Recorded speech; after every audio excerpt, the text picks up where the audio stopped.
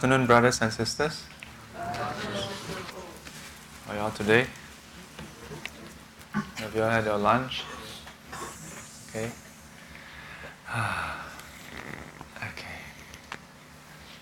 So let's see. On my left, is there anyone who has not introduced yourself before? Oh, I see a whole bunch of NTU students here.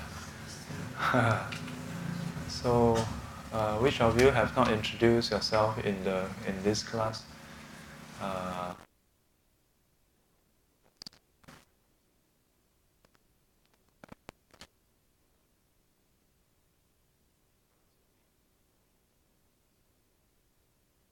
From NTU, this society.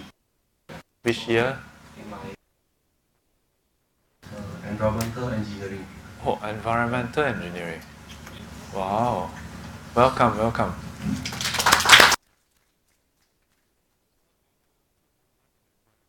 Engineering. I mean the industrial process of all related to. Okay. Wow. That is some.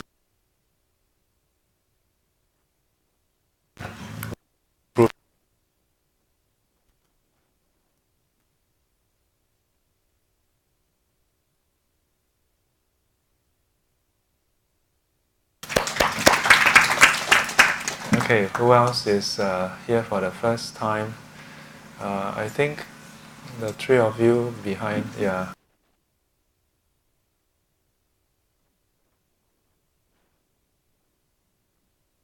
SMU. Final year student. Final year student. And what? Law. What? Yeah. Why you all like that? People environment engineering.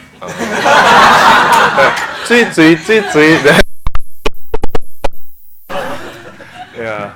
So you must know that not all who study law become solicitors. Not all of them will become those criminal prosecutor, you know. Yeah, there are a lot of different. So what do you aspire to do after you finish your law degree? A lawyer? So which type of lawyer? The solicitor type or the The litigation type. the Go to court and argue. go to court argue. Wow. So very good. So in your final year? Yes. Wow. So are you excited? No. I'm leaving school. I should have done a lot more activities in school, I realized. Yeah, you should have. Yes. And have you done internship? Do you all have internship? It's all completed. So you have gone out to have a taste of. Yes. Not a very sweet taste. Did you spend more time doing photocopy and doing research for them or No, I did casework? a fair bit of law work, but I also know a lot of coffee orders because they drink a lot of coffee. Yes. But it's good that you, in your internship, you get a taste of the actual law stuff. Yeah, that's very crucial. Yeah. So not really looking forward to it. Must accept it. Yeah. Oh, very good. Yeah. So come a few more times and you'll be in complete acceptance. Okay, next.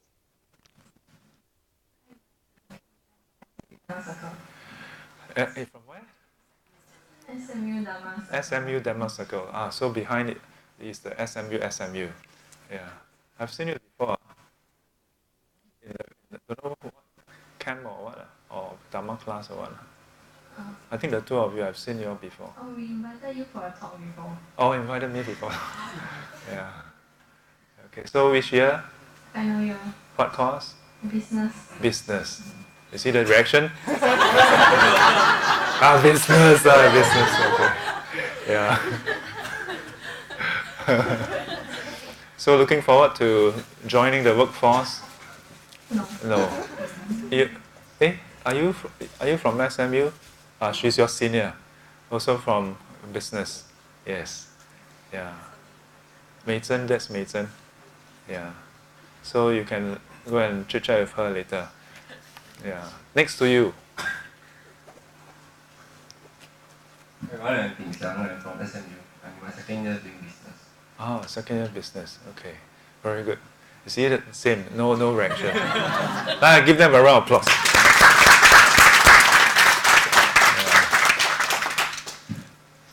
Like, Hi, yes. I'm Milton. I'm from You see, even the mic failed to work. What's your name again? What's your name again? Huh? Milton. Okay. I'm from SGC. SUTD. Okay. Doing computer science, my final year as well. What an excellent choice. Although I must say, computer engineering would have been better. But then, you can't ask for everything. Computer science. Which year again? Final year. Final year. Internship done? Yes. FYP done? Almost. Yeah, done. Done. You have to think about it. So are you looking forward to join the tech industry? Yes. Have you gotten any advanced job offers? Yes, I have. Which company is that? It's a small enterprise in Singapore. They are doing translation. Translation. Oh, interesting. So, real human language translation thing. Oh, cool. Okay. Anything else you want to ask him? Is there anyone who want to poach him over? No? Okay. Welcome. Besides Zoping, anyone from NUS here? We have NTU. You already graduated, like ONUS, not so interested. Yeah, we have one from NUS, he's from dentistry, and then we have NUS Zoping from physics, not engineering, although he wear faculty of engineering, but he's not from engineering. Yeah. Anyone else on my left side who is new? No? Ryan, would you like to introduce yourself again? No? Okay. Ryan plays the piano quite well actually. Yeah. Which grade are you already? Grade 6. Yeah. So you have two younger friends here who play the piano pretty well as well. Next time we should get you all to form a concert. Yeah. You just have to find one more person and form a quartet or something. Yeah. Oh, you took the mic and stand up. So would you like to say something? Tell them your name. Hello, my name is Ryan. Yes. And how old are you? 12. 12 years old. That's pretty old already. So where are you working? Not working. Jobless. Shame on you. No wonder the economy is not doing so well. Okay, good to see you here. Okay, on my right, let's see, on my right, dun, dun, dun, dun, dun, dun. Okay, one gentleman and lady. Yes. Tell us your name. Yes. Okay, my name is Juno Lin. So Juno? Juno. Juno. Juno? Yeah, that's right. Nice, okay. Thank you. So I'm in the business of online marketing and content production. Content production. Yeah, so like videos, photos, everything. Yeah. So Ah. I was Yeah. see how I can help. Looking at what blue tech, Yeah, so Yeah. So that's what I do for a living. Yes. I see. So how do you get to know about us? Actually, it's her. Later she'll introduce herself. Okay. She found this class. Ah, So she suggested that we come and try it out and attend. I see. But of course, prior to that, we have already been talking about exploring meditation, Buddhism, and trying to understand more. I see. Wonderful. Welcome. Yes. Hi, I'm Hello. Muriel. I'm already in the workforce, unfortunately. Yeah, so I'm doing in the line of communications. Yeah, so media-related stuff. I see. Wonderful. Yeah, so I found this class online. Which platform? Eventbrite. Eventbrite. Very good. I can't remember. Yeah, nice to meet all of you. Very good. Welcome. Yes. So Eventbrite. Occasionally we'll have people come in through Eventbrite. Yeah. Wait, let me see who else is here for the first time. Okay, I think most of the rest are season parking holders. Yeah. So welcome to SGC. SGC stands for Spiritual Group Cultivation, where we have short puja, short meditation, and not so short dharma sharing. Yeah. You will notice that the puja that we have is really quite short, because comparatively, for most of the traditional Chinese temple, for example, the puja is usually about at least 1.5 hours. Yeah. In my time when I was like a teenager, it was at least maybe 2 hours. Yeah. And then and the chanting is in Mandarin or sometimes Hokkien. Yeah, some parts will be in Hokkien. And then there'll be this thick puja sheet or booklet, and you never know quite when to turn and where to flick to. Yeah, and then fortunately, with the wordings, there's usually some markings to let you know when the drum is coming in or what. And just when you thought you figure everything out, and then the spacing doesn't correlate with the timing. So you end up like doing the chanting, and then you jump to the next word, and then they are still on the first word, and yeah, so it's quite an experience. Yeah. But even more importantly, usually for group cultivation, there will be the chanting, but usually no sharing, no teaching, no dhamma part. So for the younger generation especially, I think to go back, to me this is going back to the roots. Yeah, this is not forsaking tradition. In fact, this is going back to the tradition of the Buddha, where the Buddha spent time giving teachings, answering questions. Q&A was part and parcel of his everyday life. Yeah. In fact, most of the sutras, if not all the sutras, are Q&A. Yeah. If you really go and look at the sutras, it's all a series of Q&A. Yeah. So sometimes in the interfaith circle, we will ask questions. We'll share on topics, and sometimes the topic is about whether in the different religion, how do we look at faith, for example? And then as opposed to faith, there's a question of doubt. Yeah? Where there's doubts, then there are questions. Yeah. So when it's our turn to share, then it's kind of almost funny, because in Buddhism, asking questions is part and parcel of the learning. Yeah? Because if you don't ask questions and you just accept, you can't quite attain enlightenment. Yeah. Enlightenment doesn't come just through acceptance. Yeah. It doesn't work that way. Yeah. So this is quite mind-boggling for non-Buddhists. But I would say that this is even mind-boggling for Buddhists as well. Because for many Buddhists, we're brought up to think that, by tradition, we just go to the temple. This is Bhante Dhammaratana.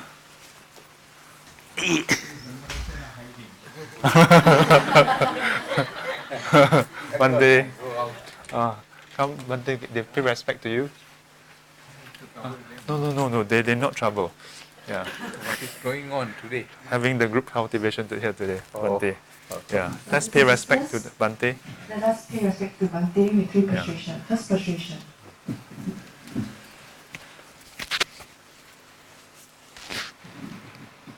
Second prostration.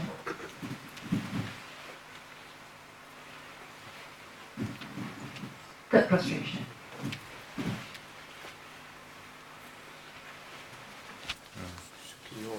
Thank you all.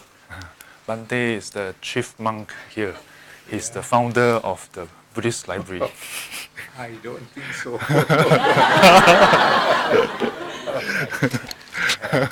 Thank you, Bhante.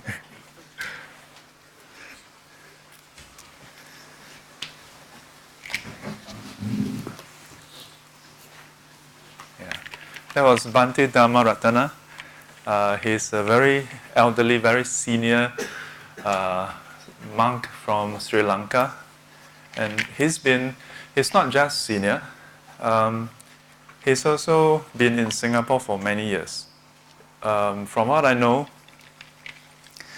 he first arrived in Singapore in his youth back in 1971, a few years before I was even born.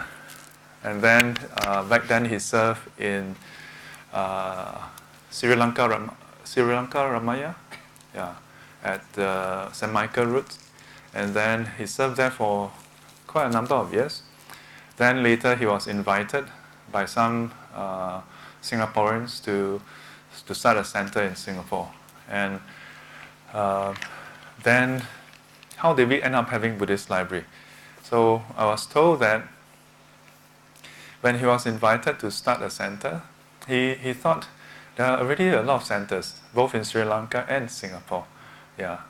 But there's no center that has this strong emphasis on the Dharma, on the teaching itself. So he decided that instead of starting a center, start a library. Yeah. And hence the Buddhist library. The Buddhist library, which is where we are here today, for this week and last week, is very unique. Today, when you go to Buddhist temples, it's not uncommon to see a small corner devoted to having some Dharma books. It's not uncommon when you go to Buddhist centers to have Dharma talks. But 30, 40 years back, that's uncommon. And I'm not talking just about Chinese Mahana temples. I'm talking about even Sri Lankan or Thai temples. Yeah. In the past, when you go to Theravadan temples, it was much like Chinese temple, just in a different language. Yeah. In a Thai temple, you go there, the Bhante, the Ajahn will be there, then there'll be blessing.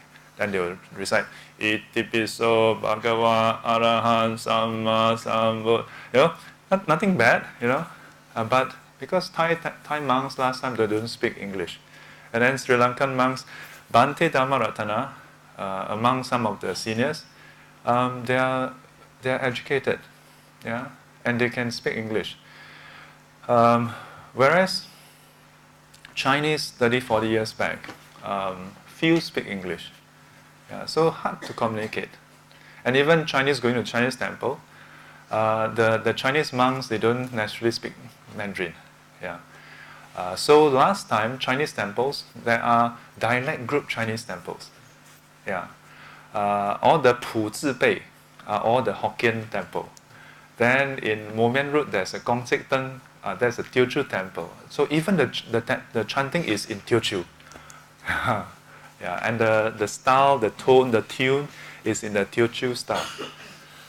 So religion, for the most part, in particular Buddhism, is in some ways very strongly tied to the culture, yeah, for better or worse. It's not necessarily a bad thing, except that sometimes we get stuck with the culture and forget that the culture is meant to be a vehicle, a medium for the message, which is the teaching. Yeah.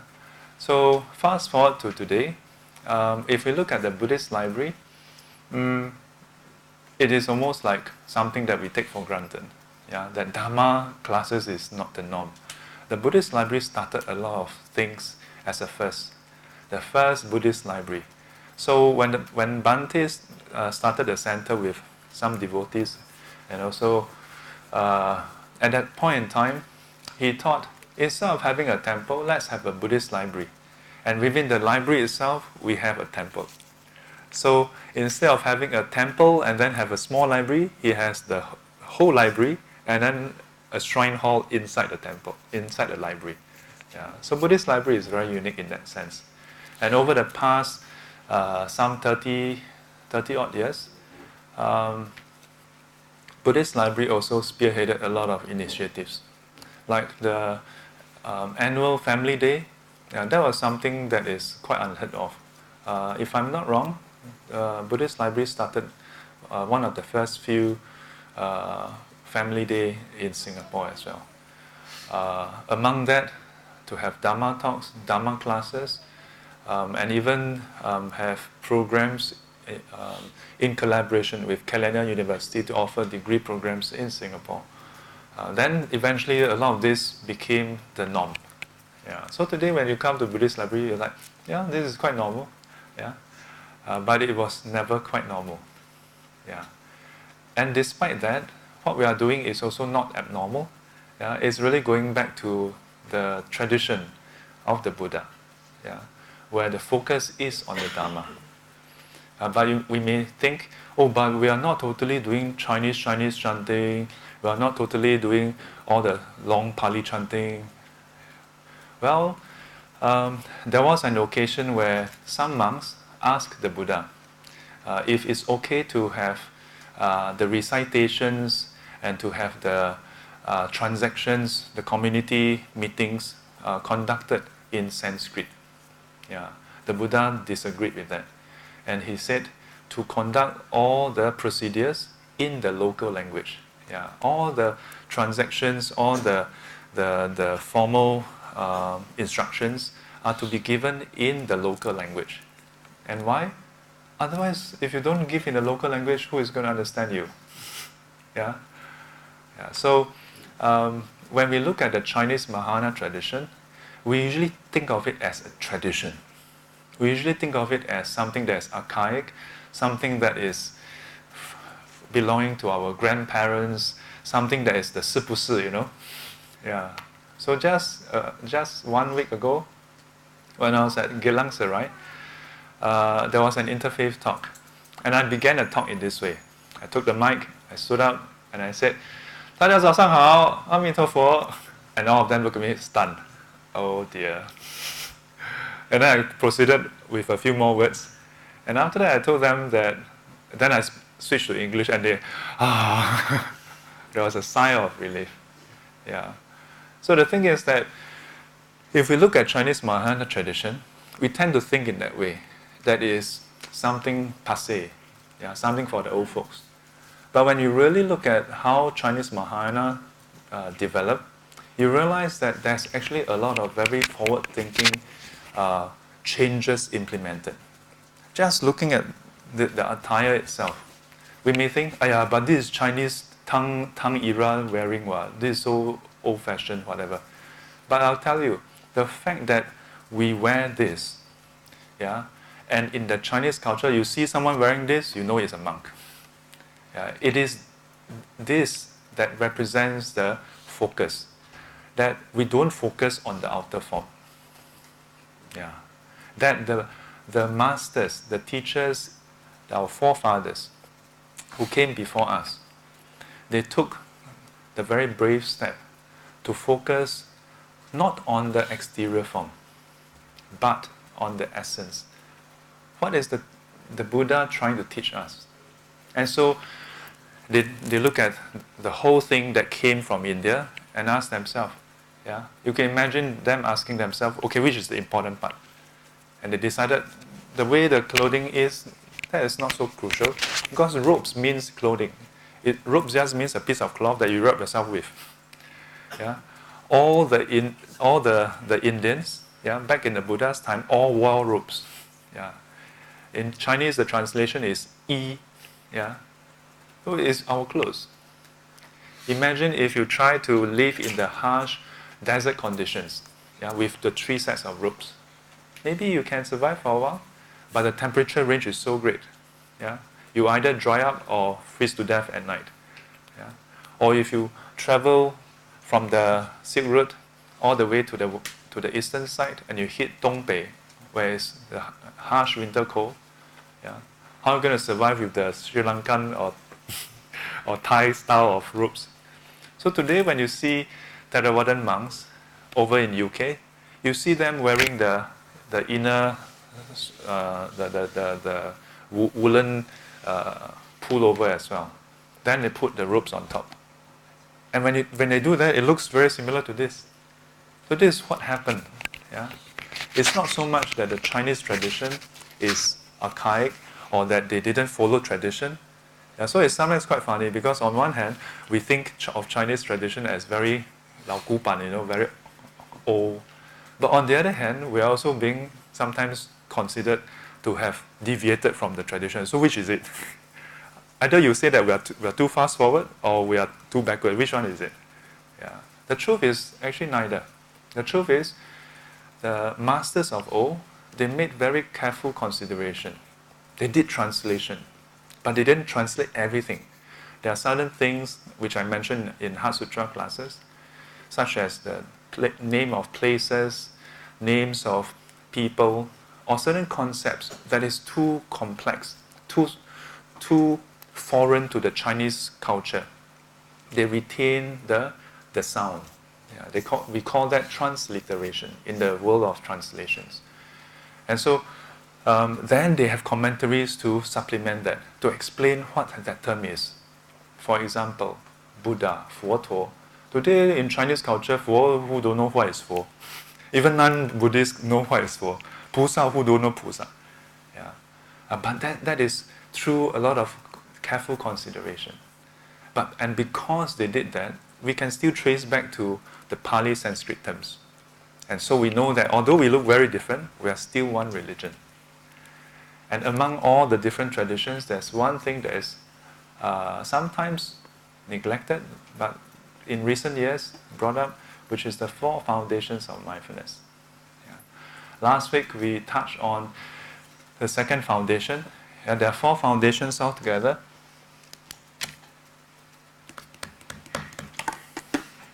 Hanged it? Okay, very good. So let's reset. Has it hanged it? Yes, I think so. Oh, okay.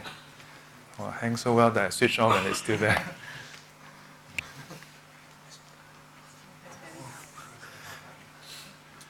Yes. So while it's resetting,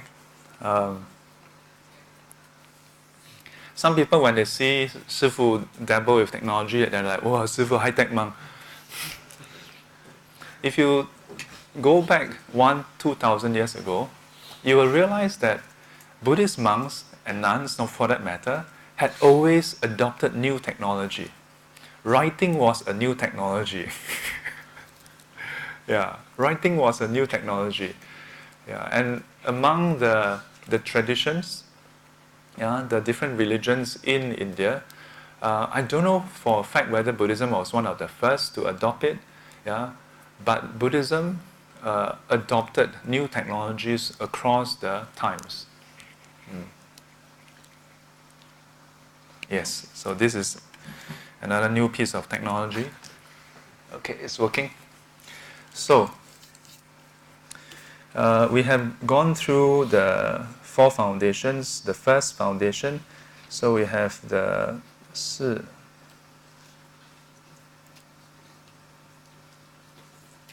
念处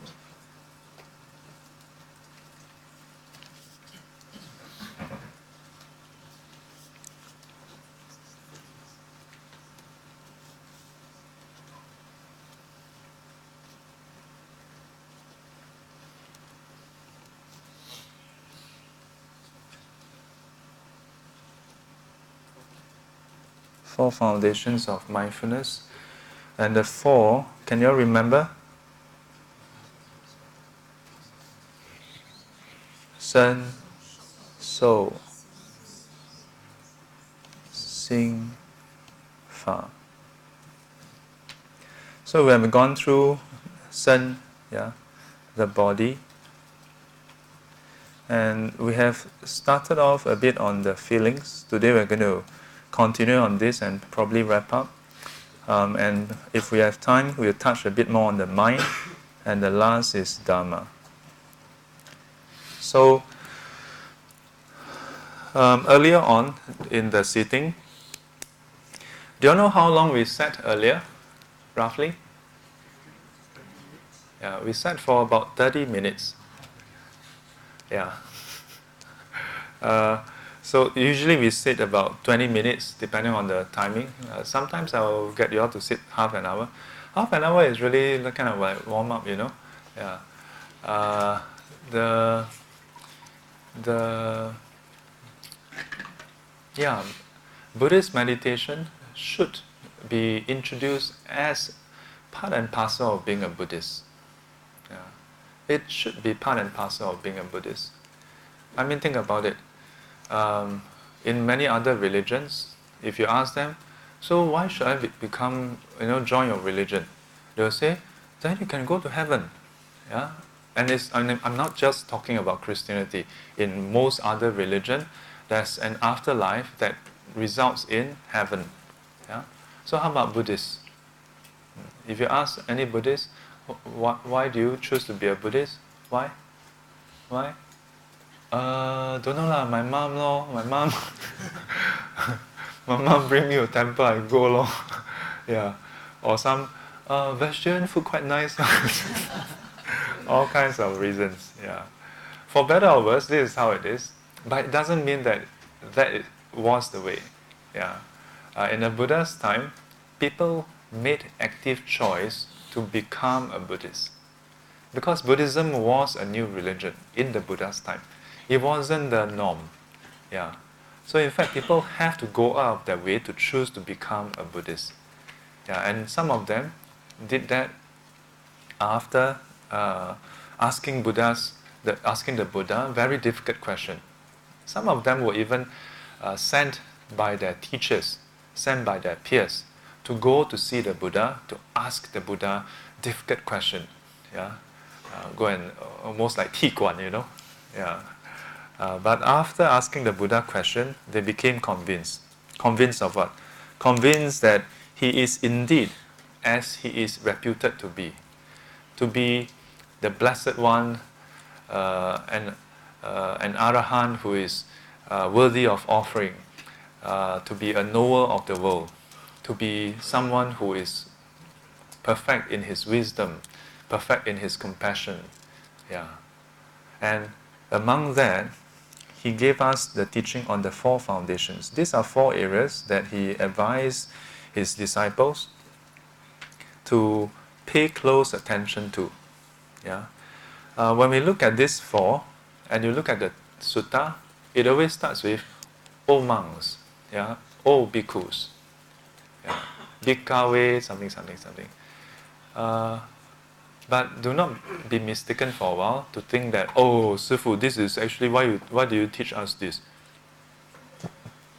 If you go and look at the sutta, the Buddha was talking to the monks, yeah, then all you guys will be like, I'm not a monk, Sifu, you ask us to meditate for what? Yeah. Then ladies even better. Sifu, I'm not even a guy.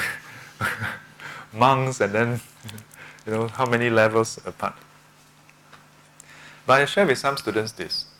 The meaning of bhikkhus is someone who put an end to defilements, put an end to suffering. Someone who strives towards that. So, question, do you want to put an end to suffering? Say yes.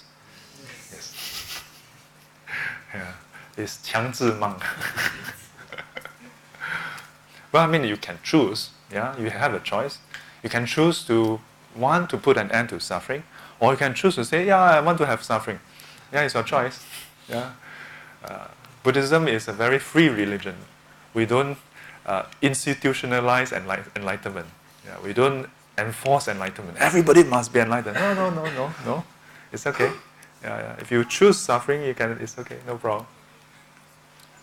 So if you choose to end suffering, then all the teachings that was given by the Buddha to the monks or the nuns for that matter would apply to us. Then there's no distinction in the suttas. Yeah? But there's a distinction in terms of your ability to carry them out. Distinction in terms of the role that you are currently playing. Yeah? Like for example, most of you are either studying or working. In which case then already out of the average 16 hours of your waking time, you have devoted how many hours? The old saying 9 to 5 is no longer valid, as we all know. Yeah, especially if you are a grad, then your hours is at least 10, mostly. Yeah. Who was the guy who or girl for that matter who started everybody on the idea that if you get a degree then you're going to enjoy your life. Yeah. In fact, I've counseled many people for their work, and the number one gripe is that those who are graduates, actually their work life, the quality of their life is actually in some ways lower, in some ways higher. In some ways higher because maybe their disposable income is slightly more, so they can afford certain things. But the quality of their life, it may not be quite there. Yeah. Because for those who are grads, your working hours is not what most people think, where you have a lot of time. Yeah, you have a lot of time at work. Yeah. If you start work at 8:30, you don't finish at 5 mostly. Officially maybe 6, but unofficially maybe 7, 8 or 9 or 10. I don't know what time. Yeah, and even when you finish and you go home, yeah, your work follow you home. Whereas if you are not a grad, when you finish work means you finish work.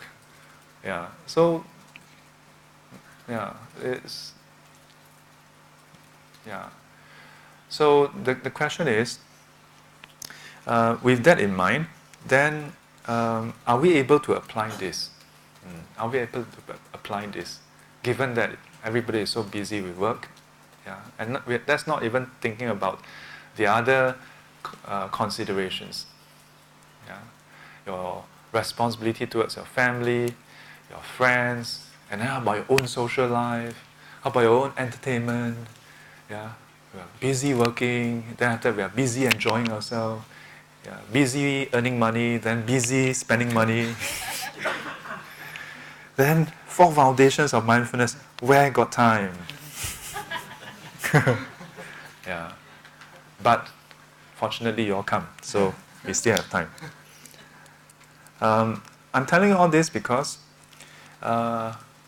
some of you may be very convinced that you need to cultivate, but sometimes intellectually we are convinced, but inside, yeah, in our gut, we may not be very convinced. Yeah, so we need to clear that part first, because if we can jump straight into the technique, but as long as the gut is not convinced, you know the technique, and you just sit on the technique, and you don't go and use the technique, then what will happen? You see, if you don't know the technique, and as a result you didn't use it, and because you don't use it, you're not able to face the challenges in life with the Dharma, then at least you will still not blame the Dharma. You will still not blame Sifu or the Buddha or Buddhism, because you don't know anything. And that may even give you an impetus to want to learn. But the worst is, after you learn, you know the technique, you know the concept, but you never go and use it. Then later you may still come back and blame, Sifu, I learned already, it's third time learning Four Foundations, but cannot use. Yeah. Cannot use because we didn't use. Why didn't we use? Not because we don't want to use, but because we are not totally convinced. So, Four Foundations. All these four is about our existence. So the first thing I want to highlight is the practice of the Four Foundations is quite inward looking. Yeah? So this is quite opposed to the modern notion where we are always invited to look outwards. And between looking outwards and inwards, sometimes there can be this conflict, yeah, that we are struggling. Should we be more introspective? But as we do that, we may become aloof, we may become disconnected, or at least feel disconnected. We may well still be connected, but we feel disconnected. And as a result, we may then falter in our progress, in our effort. We may even hesitate or be afraid to put in too much effort. Yeah? Maybe we are able to commit to meditate half an hour every day. But then we may say, "Ayah, too much lah. Later, too fast, accidentally next Wednesday attain arahanthood." You know, yeah. I still want to hang out with my friends, you know. So maybe we will just throttle back. Yeah, let me just meditate 29 minutes instead. Yeah, no, we'll just throttle all the way to 9 minutes or 5, and then you just slip one, you know, gone. So first things first, paying attention inward or outward. How many of you pay attention inwards when you're crossing the street? Actually, nowadays people do that. Huh? They pay attention to their phone when they're crossing the street. Yeah, in a way it's inward. Huh? Yeah. What happens when people do that? Some crazy accidents happen, you know. Yeah. So far, I haven't really seen any clips about that in the road SG. Yeah, but there are many clips of people in China, in Russia, in US, in other countries, where the person, you know, it's not kisiao one, no. The person is just happy, just ta-ta-ta-ta. And then what happened? You see, and the worst is when it's a video, those CCTV captured, and you see the person walking, and there's just nothing you can do about it because this has already happened. This has happened, and you're just watching the tragedy unfolding. You see the person, and it's a young person, and you can see the glow of the phone, you know, and you see the thing glow, and you move across, and then you see one vehicle from afar just careen over, you know, just go over, and the person just get thrown to the side like a rag doll. Yeah. I mean, that's really very sad, isn't it? Yeah. Of course, there's the recent accident in Malaysia where the car is just stuck in a jam and a truck go by the side. That's a totally different thing. So, nothing wrong with paying attention outwards. In fact, at the right time, you need to pay attention outwards. Otherwise, you're going to just walk into the traffic and just, then you may go to Western Pure Line faster. No, just for the records, we are on YouTube. We do not advocate and we do not make a joke out of this. Do not think that walking into the traffic and then kena killed is the fast way. It doesn't work that way, okay?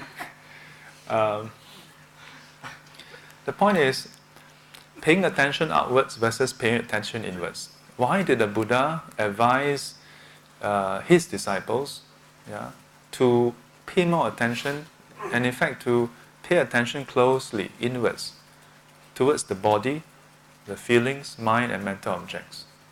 Yeah. Why? Surely when they were out on alms round, they do pay attention to where they are walking, otherwise they just walk down the cliff and then 30 of them all gone. They don't do that. Yeah. So what's the problem?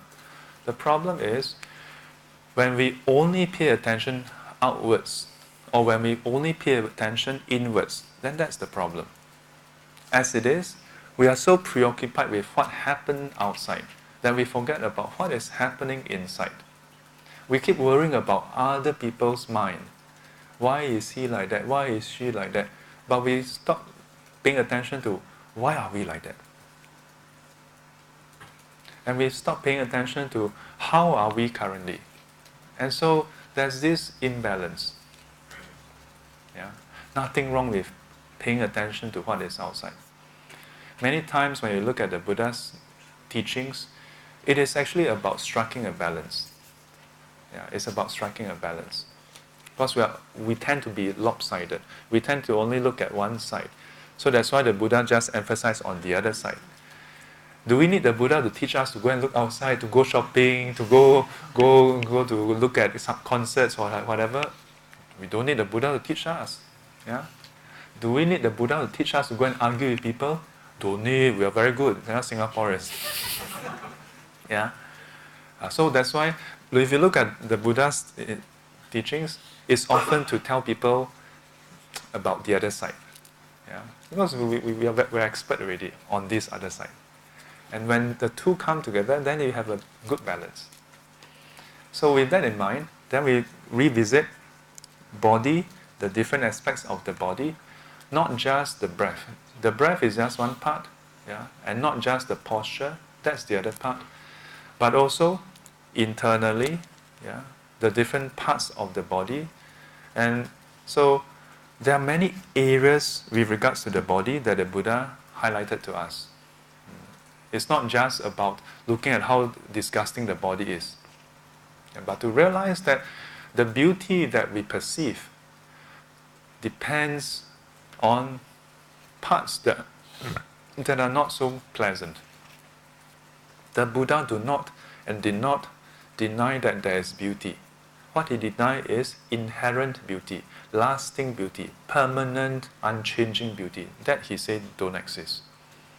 Temporary, conditional, transient beauty, yes. There is. The trouble with us is the moment we see it, we grasp onto it, and we don't want to let go. We see it, we grasp onto it, and we keep holding on to it. We want it to stay as it is. So what do? Then we go and tattoo our eyebrow. Yeah, because then we can decide how for the shape. We can be in control. Yeah. Then we change our looks. We do this, we do that. Yeah. Any of the guys put on makeup? No. Yeah. Any of you pluck your eyebrows? Still okay. Do you pluck your eyebrows? Did you? No, Your eyebrows look quite shapely. Do you pluck? It's okay. I mean, no judgment. No judgment. Don't turn the camera over. Okay. Yeah. It's all red already. But do you agree? Now this is quite not. I don't know how common, but there are more and more guys who actually, shape the eyebrow and do all kinds of things. Yeah, I've shared before. A long time ago, I was in a bus. Then there was this guy who came up. Then,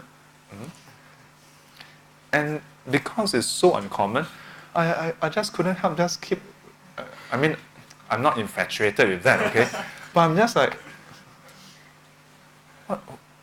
It took me about maybe 5 minutes or 10 before it dawned on me that, oh yeah, he has plucked eyebrow. Yeah.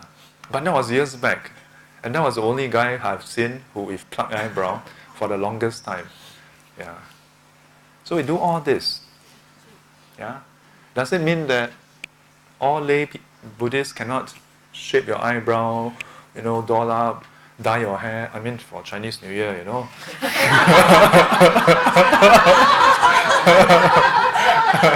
Steady. Yeah. Yeah. Oh, not final yet. I say. Oh, it's going to be Ang Kong Kong. Steady lah. Yeah. So, not that there's anything wrong with that. Yeah. But we need to learn as well to relate to this body. To realize that this body, as much as we pursue its beauty, as much as we want it to look, I don't know whether our body has sound, yeah, but eye, ears, nose, tongue, and the body, the 5 senses, we like our body to appear, to smell, to feel a certain way. Yeah. We spend so much time and effort, resources, maintaining it. Nothing wrong with that, as long as it's within your means. But to know that there's an end to this. Yeah. No matter how much you put in that effort, there's only that much return you can get. You cannot.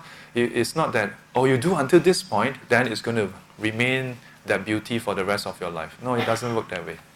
That is an ongoing process that you have to maintain. Yeah. So it's more about having that understanding that, okay, this is the trade-off. If you want this kind of beauty, then you have to put in this kind of effort. And even with this kind of effort, it's going to go down south in due time. If you can accept that, then by all means, yeah, who are we to say that's right or wrong?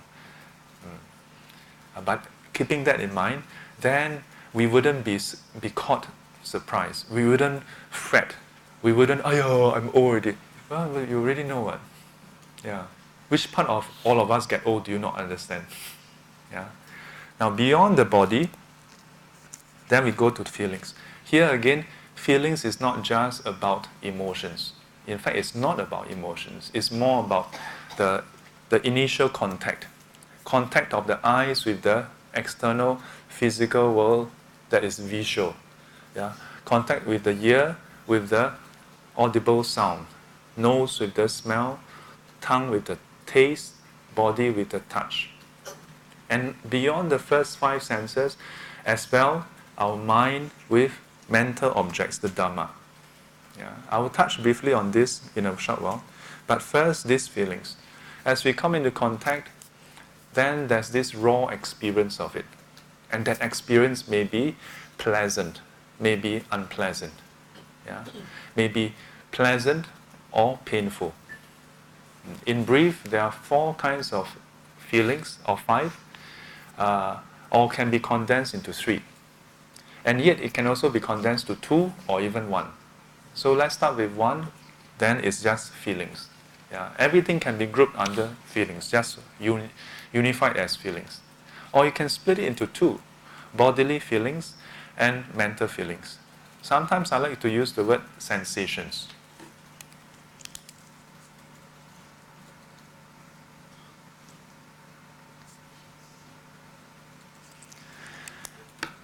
Then beyond bodily and mental sensations, you can split it according to the senses, the 6 senses: eye, ears, nose, tongue, body, and the mind. Yeah? We say 6根. In movies, we often hear 6根清净, 6根清净. It's talking about this. 眼耳鼻舌身意, 接触色声香味触法. 6 sense base and 6 sense object, giving rise to the 6 sense consciousness. Eye consciousness, ear consciousness, and so on, up to mind consciousness. Yeah, which is this very raw awareness. And when this come into contact, sense-based object and consciousness come into contact, yeah, we call this the contact of the mind and the objects. And when this happens, this serves as a condition for feelings to arise. And so there are feelings due to the eye, due to the ears, nose, tongue, body, and the mind. And then within these 6, you can also look at the 3 kinds of feelings: painful, pleasant, neither painful nor pleasant feelings. Yeah? So the Buddha goes through all this. Why? Because as far as feelings are concerned, or sensations, we tend to just go after the pleasant ones. And just going after the pleasant ones, we ignore the fact that there are unpleasant feelings. And oftentimes when unpleasantness arises, then our very natural, almost instinctive response kick in.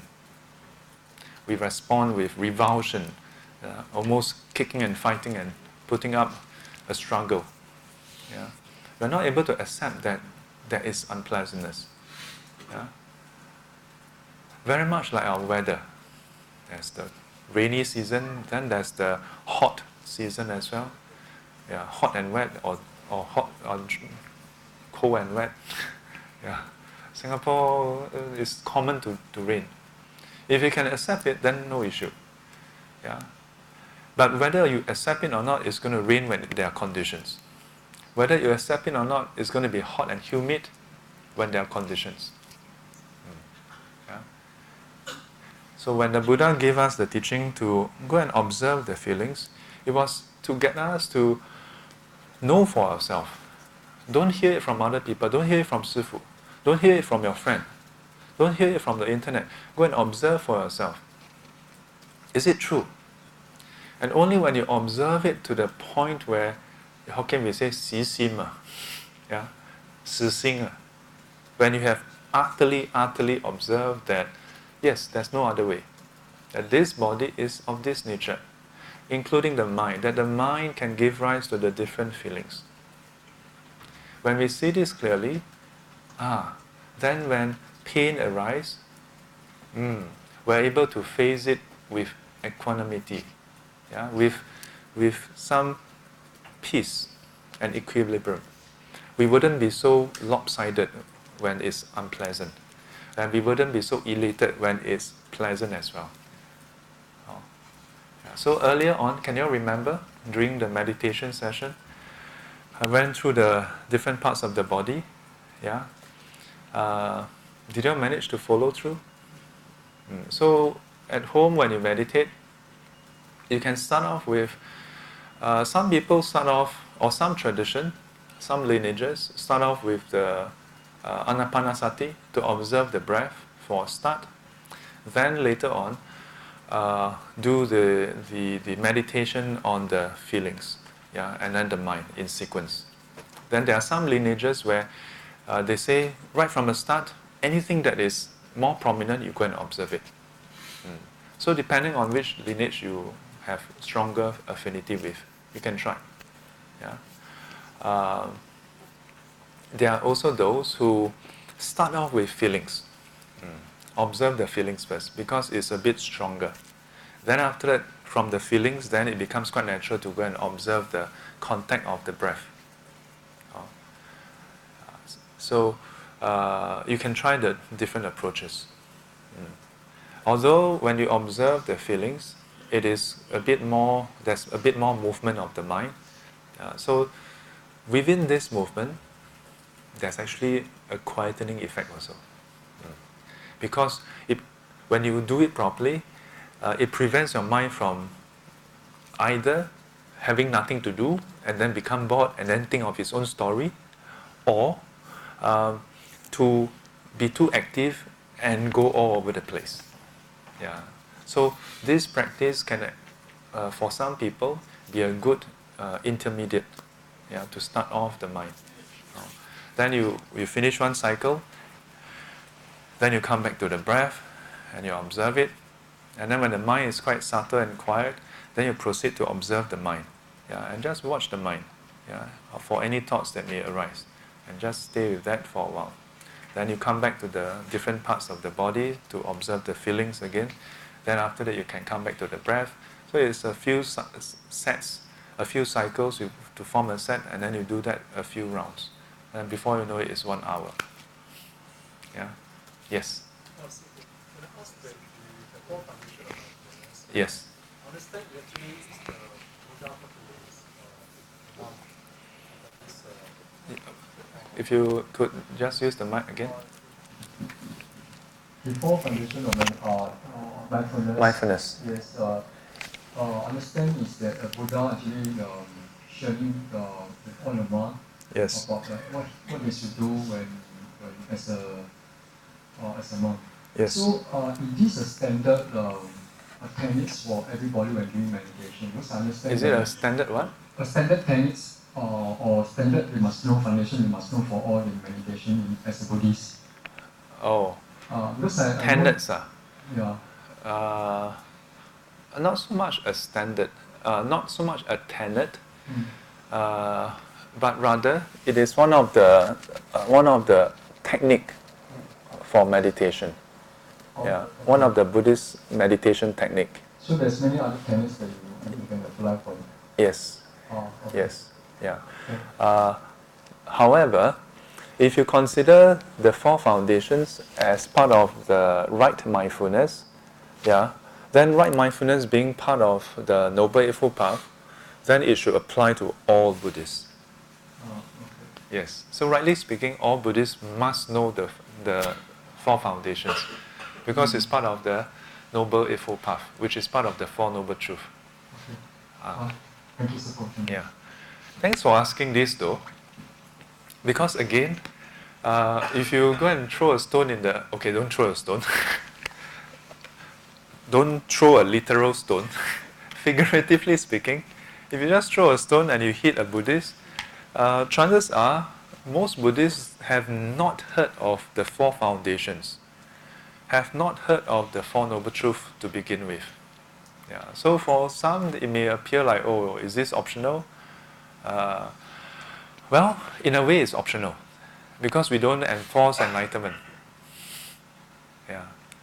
So for those who want to be a Buddhist, they should at least know about it for a start. then they have to ask themselves, okay, maybe at this point in time in my life, I just want to maybe deal with my relationship with my family. Yeah, I'm not quite ready for Arahanthood next Wednesday yet. Maybe 2019. Yeah. Then for 2018, I just want to have better relation with my families. Yeah. Then maybe 2019, when it's 2019, then you think, but I'm still not ready for Arahanthood yet. I'm going to delay that for a while. I want to improve my relation with my family is already done. So I want to improve my relation with my friends, yeah, and neighbors. Okay, you work on that. Then 2010, I will take a look. 2010, then they think, friends, family, all okay. I want to improve my working relationship with my colleagues. Okay, so 2010, improve the relationship with the colleagues, and so on. Then maybe 2011, after colleagues, my customers, yeah, then my partners, and maybe by 2020, then maybe in 2020, then they think, I want to improve my relation even with my competitors. Wow. Then finally, SG100, then the person finally, 师父, can you teach me the Four Foundations? Then the camera pan over. He's looking at 师父 's 牌位。师父已经走了，不懂几年了。Yeah, but jokes aside, yeah, in a way that's the beauty about Buddhism. We don't say that you must die do this or do that. Yeah, if you recall, even the 5 precepts, which is the very foundation, yeah, of the lay Buddhist practice, we don't say that that is a must do or whatever. Yeah, because if you look at the verse, I undertake, you all read yourself, ma. I just repeat for you, ma. You all decide to read it, no? Not do you all know that it's not compulsory? Yeah, in Buddhism, yeah, there's virtually nothing that is compulsory. Unless you have chosen to do something, then to do something, there are certain things you have to do. Yeah, to that extent, then you need to do it. But if you at any point in time you decided you don't want to do it, yeah, it's your choice. Yeah, 因果自负 ma. Yeah, do you understand what is 因果自负? Yeah, the results of your actions, we bear it ourselves. So, whether it's the 4 foundation practices, or whether it's the teaching on the precepts, karma, and so on, we don't say that you must do it. But we say, well, from what the Buddha observed, if you want to have happiness, if you don't want suffering for yourself or for others, you may not want to do certain things, such as killing people, such as stealing things, taking things that is not given, such as sexual misconduct, such as lying. And to make sure that you are in the right state of mind, that you will not do stupid things that you will regret later, then you may want to keep your mind sober. So you may want to avoid alcohol and intoxicants for your own good. Yeah. And if you can do that, within the 10 wholesome deeds framework, if you observe, if you practice and cultivate the first 5 of the Noble Eightfold Path, starting from right view, right intention, right speech, right action, and right livelihood, that can ensure your happy rebirth in the next life. But it's just happy rebirth, better rebirth, or as a human or in the heavenly realms. Yeah, but still in samsara. But we don't say you cannot stay in samsara. Can. How many of you want to have eternal life? Nobody. Hey, somebody raise your hand, just for the argument's sake. Okay. You want? Okay, come. So, if you want to have eternal life, just don't do anything. You already have eternal life because we are driven by our craving, and it will perpetuate our existence life after life. You don't need someone to approve you to have eternal life in Buddhism. Yeah. You will just perpetuate. Yeah. Our mental energy will perpetuate us from life to life. The difference, the only catch is, from life to life, you may not be guaranteed the state that you desire. And even when you get the state you desire, it is not in perpetuity. Yeah, there is a finiteness to it. And even when you can have it for as long as you want, you may even get bored with it. This is the nature of samsara, dissatisfying. Yeah, not really satisfying from within, but based on conditions, it's satisfying. The description is like, everybody take out your left hand, like raise your left hand, like take out your left hand like you kept it, and then scratch your left hand with your right hand. Yeah, scratch yourself. How does it feel? Does it feel good? Just normal, right? Just a scratch. Yeah. Compare this scratching with when you are having a mosquito bite. Yeah. Imagine if you have a mosquito bite and you scratch. Which is nicer? When you have mosquito bite, isn't it? Think about it. The same scratching. Yeah, depends on the mosquito bite. So next time when you have mosquito bite, you should be very grateful to the mosquito. 愿以此功德. Yeah. Thank you for biting me. Then I have this itch. And that's why now the scratching is so pleasurable. That'll be quite twisted, really. Yeah. But the truth is, that's the nature of our desire of this world. Things appear pleasant, appear to be desirable only because we have the desire. Without that desire, the thing outside, nothing so special about it. And that's why those of us who are not into what Longshom bag la, not into Ermi la, not into whatever li la, what abi la la la bi da. And then when you hear people spending thousands of dollars on those bags, no matter how rare and precious, no matter how many ostriches they kill just to make that bag, in fact, knowing that they kill all these ostriches or crocodile just to have that bag, you're like, really? Really? 2018, really? Yeah. But to those who have that desire, for whatever reason, okay, we are not going into the reason this time round. As long as they have that desire, then that object looks, it's satisfying to them. But only based on that condition. And because of that, it cannot continue to give pleasure perpetually. Yeah. So, feelings. One last thing I want to share about feelings. There are more than this. Yeah, there are a lot of hope, a full range of different feelings that you can arise. Yes, settle down, settle down. Sit down, sit down. Yes. Similar is it? Oh. So, the last thing I want to highlight before we wrap up for the day. This is not just something that you should be doing when you are doing sitting meditation. For that matter, standing or walking meditation.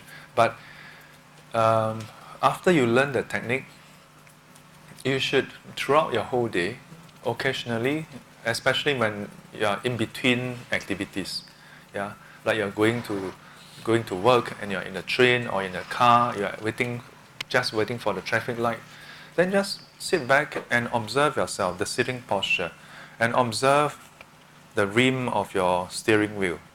Is it hard, soft, cold, warm, smooth, rough? Is it shaky or is it stable? Just be aware of those sensations. And just be aware of the sensations that arise in your hand. Be aware of the sensations throughout the body. If you are in a train, as you hold on to the standing that bar or the overhead bar, observe the sensation. Yeah. Even before we talk about enlightenment, if you just focus your attention to those sensations, then within the trunk, the cabin of the train, there's no such a thing as crowdedness anymore. Because if you pay attention to just that feeling has no squeezing or not. Yeah, if you're able to just observe, I'm holding on to the handlebar, holding, cold, hard, smooth, and that's it. Yeah. Then if I dare say so, if any of you have claustrophobia or tend to feel like, so stuffy, you try this exercise. I dare say, if you do this regularly, you find that there's no more issue of, so oppressive, so squeezed. Yeah, it's all really in the mind. You think about it. If you sleep in a cave or you sleep in a big mansion or a small room, you close your eyes, it's no difference, no? It's really no difference, I've slept in a cave before, I've slept in the open, I slept in different places. Then I realized, what's the difference? Not much difference. You close your eyes, what? Yeah. Even if you stay in I recently heard about this, BC what? GCB. Yeah, what is GCB? Good class bungalow. I only learned this recently, then I was told that it must have a certain dimension, must be in a certain location, and the square foot area is like don't know how many times that of a 4-room flat or 5-room flat. I'm not talking about 2 or 3 times. Mind you, it's like 10 over times or something. It's like, and then I'm thinking like, okay, so you have 10 rooms. So what are you going to do? 9 to 10, sleep, and then you set the alarm, 10 o'clock, wake up, go to the next room, and then rotate around the whole night. And because each room is so luxurious, right, you sleep with your eyes open. You know what I mean? You sleep. So then in the same way, if you think about it, if you're in a train and there are a lot of people, you are squeezed up, okay, then barring, protect yourself, okay? Yeah, ladies and guys, protect yourself if you're in a crowded train. Whether it's a possession or your body, be aware. Yeah, but before anything happens, don't create problem for yourself. Squeeze is already squeezed. Unless if you start having negative thoughts, then everybody just disappear. If that happens, then good to have some negative thoughts. But it doesn't, isn't it? Then what happened? Initially, you are in a crowded train, and that's all there is. Now you are in a crowded train with your unhappy thoughts. Now you have 2 problems. So might as well be happy in a crowded train. Just focus on not on the crowded train, but just find something to center yourself. Yeah. And if you can do this, then can you imagine the quality of your journey would improve so much. We don't even have to ask ourselves, hey Shifu, what is the benefit of this? You will know yourself. And if someone can tell, sure, no, don't be so superstitious, you will say, you go and try. Yeah, because once you try it yourself and you see, you're able to have, regardless of where you are, you're able to have that inner peace, the inner tranquility. Or that you cannot buy it. And nobody can take it away from you. Your boss can send you overseas for some business trip, go in the morning, come back at night, and then give you economy class. And then meanwhile your colleague over there, last time business what? Last time people have to walk, last time. Then meanwhile, once you sit down, yes, it's cramped, your leg is touching the front seat, and then as it touch, you observe. Hard, soft. Yeah, just be aware of the sensation, then no issue. I mean, think about it, I'm not a small guy, I have no issue with economy. Yeah. So I always tend to like to think of it this way. All this can get us enlightened, but enlightenment may not be as trivial as next Wednesday.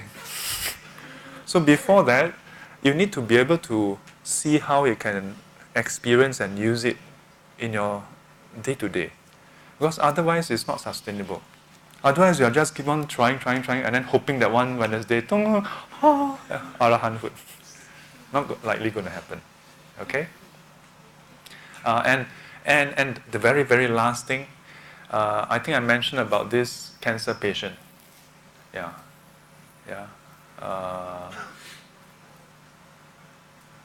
He has, tomorrow? Tomorrow is the funeral. Yeah. So I mentioned previously the patient I visited, Thomas, right? Yeah. So he passed away a few days Thursday.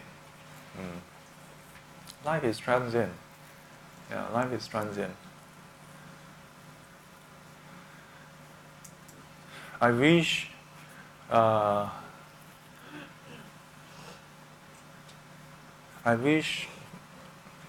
we could have done more for him. I wish all Buddhist family would be required to at least learn some core part of what the Buddha taught. Because then, it doesn't mean that, because you learn them will not get cancer, will not have headache, no flu, or no pimple, no white hair, no hair loss. No. But it's that when these things happen, it's still, sometimes you get, but when it does happen, you're able to face it with equilibrium and not be so distraught. Yeah, so I want to invite you, not that I want to, gong sui or you're going to get cancer or what. Yeah, but even when you get flu, even when you have a headache, wouldn't it be nice to be able to just observe the headache and go like, oh, interesting. Because, some days during SGC, I actually have quite bad headache. Sometimes it's so severe, I have to, Panadol ulang, Panadol. So if you are sick, you go and eat Panadol.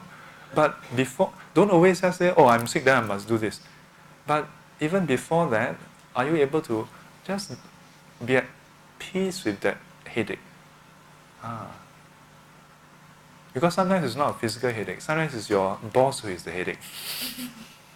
Then can you deal with that? Because with the physical headache, you can pop Panadol, With your boss, you cannot pop Panadol. The boss don't go away. So try this exercise. Okay? Then next week when we come, today is 28. Next week we'll touch on the Bodhisattva vows. Yeah, because it's the first Sunday of February.